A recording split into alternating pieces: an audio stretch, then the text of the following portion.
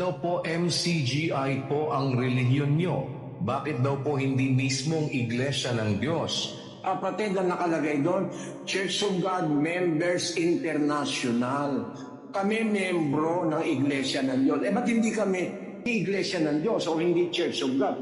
Pagka nag-claim kami na kami Church of God, wala pa nga tayo sa mundo, may Church of God na eh. Ha? 2,000 years ago, nakasulat na sa Biblia. Pag sinabi mo ikaw ang Church of God, nagsisinungaling ka. Ang dapat mo sabihin ngayon sa panahon ito, miyembro ka. Basahin natin ang Efeso 3:6. Na ang mga hintil ay mga tagapagmana at mga kasangkap ng katawan. O kita mo, hindi ikaw ang katawan, kasangkap ka ng katawan. Hindi ikaw yung main. Basahin natin sa English, kapatid na Daniel.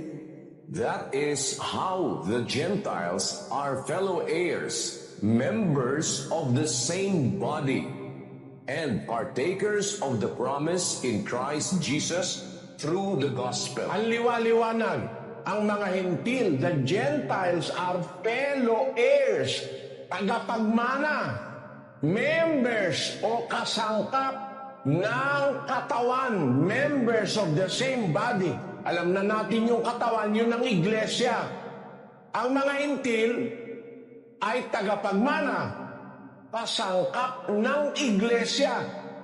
May bahagi sa pangako na kay Kristo Jesus sa pamamagitan ng Ebanghelyo.